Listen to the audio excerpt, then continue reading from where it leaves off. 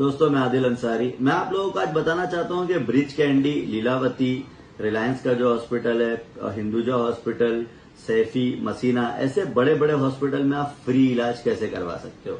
महाराष्ट्र की गवर्नमेंट की एक स्कीम है जिसका नाम है Maharashtra public trust act 1950।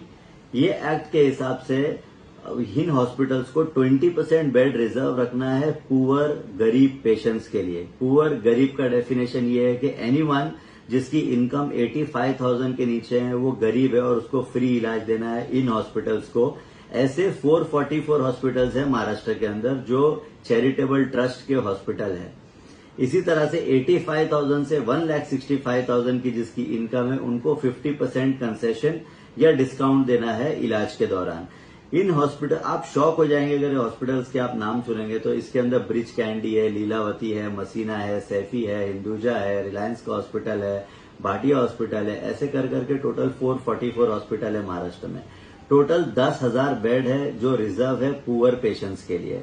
Mumbai के अंदर टोटल 1700 बेड है, 1756 बेड है जो रिजर्व है पुअर पेशेंट्स के लिए। पुअर का मैंने आपको डेफिनेशन बताया, 85,000 से नीचे फ्री इलाज है।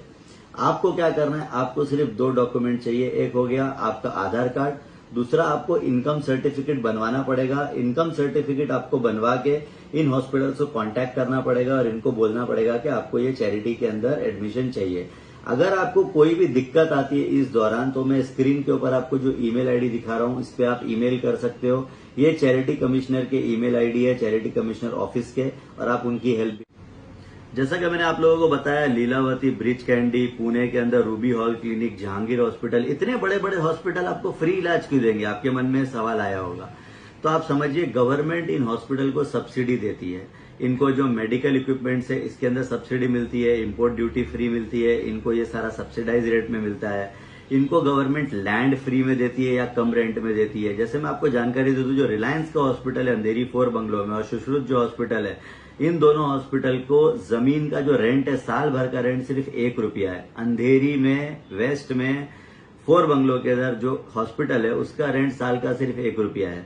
उसी तरह से ये सारे हॉस्पिटल्स को बहुत सारी फैसिलिटी दी है गवर्नमेंट ने। इलेक्ट्रिसिटी और वाटर का जो इनका बिल है इसमें एग्जेम्पशन मिलता है, इनकम टैक्स में इनको एग्जेम्पशन मिलता है।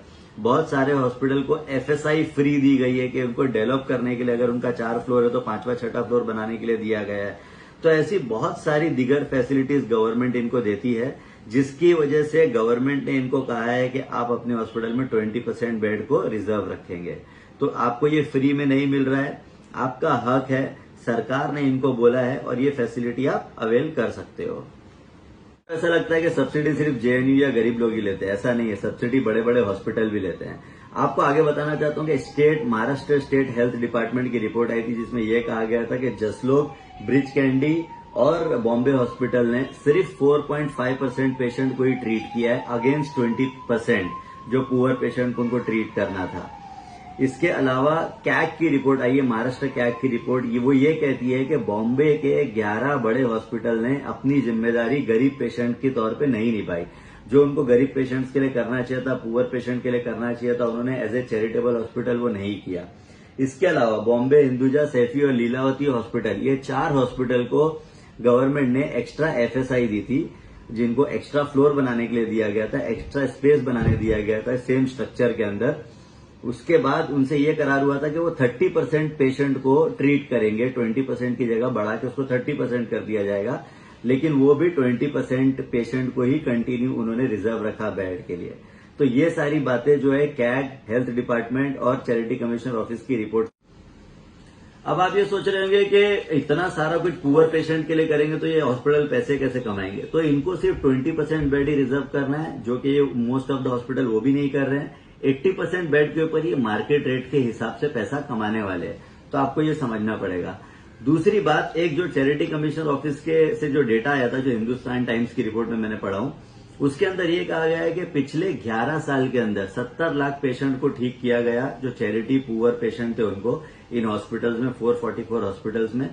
उसमें से बॉम्बे के अंदर सिर्फ 4.5 लाख पेशेंट को ही ठीक किया गया। बॉम्बे के अंदर 17% बेड है और सिर्फ 6% पेशेंट को ठीक किया गया है। जो बॉम्बे के चैरिटी कमिश्नर थे शिव कुमार दीघे, उन्होंने भी एक बयान दिया था और उन्होंने कहा था कि जो मुंबई के जो बड़े चैरिटेबल हॉस्पिटल है वो अपनी जिम्मेदारी नहीं निभा रहे हैं। आउट ऑफ 10,000 बेड जो है बॉम्बे के अंदर 1700 बेड से ज्यादा है, लेकिन बॉम्बे के अंदर सिर्फ 6% पेशेंट को ही ठीक किया जाता है। तो ये सारा चैरिटी कमिश्नर की डेटा में बाहर आया है रिपोर्ट। यहां तक 2018 में चैरिटी कमिश्नर को एक नोटिफिकेशन निकालना पड़ा और इन हॉस्पिटल्स को कहना पड़ा कि अपने नाम के आगे चैरिटेबल लगाए, ताकि लोगों को पता चले कि चैरिटेबल हॉस्पिटल हैं। इसके अलावा मेरे कुछ सजेशन है जो गवर्नमेंट को मैं देना चाहता हूं, जो लोग अगर ये वीडियो पहुंचता है उन तक तो उनको देना चाहता हूं। पॉइंट नंबर 1, इन हॉस्पिटल्स को अपनी वेबसाइट पे ये बताना चाहिए कि चैरिटी के अंदर कितने बेड अवेलेबल है।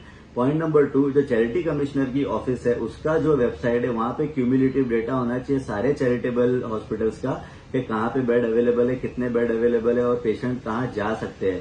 इनकम क्राइटेरिया को एक बार देखने की जरूरत है, क्योंकि आज की तारीख में 85,000 का मतलब बहुत कम होता है, जो कि महीने का मेरे ख्याल से 7-8 हजार है। आज की तारीख में 25,000 कमाने वाला आदमी भी गरीब है, तो उसको भी एक बार रिव्यू करना चाहिए कि ये इनकम क्राइटेरिया इसका बढ़ाना चाहिए। 3 लाख 4 लाख भी लोग साल का कमा रहे हैं, उनको भी इस स्कीम में ऐड करना चाहिए। 85,000 1,65,000 ये बहुत कम है।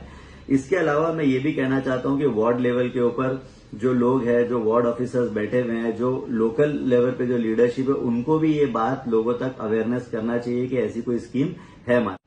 सो इन चैरिटेबल हॉस्पिटल को भी अपने रिसेप्शन एरिया में एक एलईडी लगाना चाहिए और वहां पे बताना चाहिए कि कितने बेड अवेलेबल है, कितने बेड खाली है, कितने बेड यूज हो रहे हैं। चैरिटी में 20% जो कोटा है उसमें से। और मैं आप लोगों से, महाराष्ट्र की जनता से एक सवाल पूछना चाहता हूं, क्यों आपको किसी मीडिया ने नहीं ये बताया? क्यों आपको अर्नब गोस्वामी में रात में 9 बजे जब वो पूछता है, भारत प्रोग्राम करता है, तो नहीं बताया?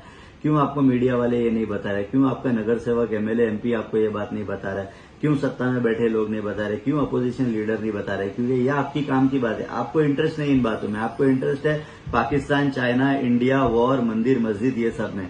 आप लोगों को सही सवाल पूछना पड़ेगा। आप लोगों को पूछना पड़ेगा कि अगर आज कोरोना वायरस के दौर में 8 से 10 लाख रुपए तक किसी का बिल आ रहा है हॉस्पिटल में, इलेक्ट्रिसिटी का बिल ज्यादा आ रहा है, तो आपको ये मुद्दे की बात करना पड़ेगी जब आपका नेता मुद्दे की बात करना शुरू करेगा। आप जब तक भटकते रहोगे आपको भटकाया जाएगा। मैं आप सबसे रिक्वेस्ट करना चाहता हूं, इस वीडियो को ज्यादा से ज्यादा शेयर कीजिए, सारे व्हाट्सएप ग्रुप में शेयर कीजिए, एफबी पे शेयर कीजिए, यूट्यूब में शेयर कीजिए, सब जगह शेयर कीजिए। चैनल को सब्सक्राइब कीजिए। आने वाले वक्त में मैं ऐसे बहुत सारे वीडियो लाऊंगा जो गवर्नमेंट की वेलफेयर स्कीम के बारे में, चाहे वो महाराष्ट्र गवर्नमेंट हो चाहे वो सेंट्रल गवर्नमेंट हो।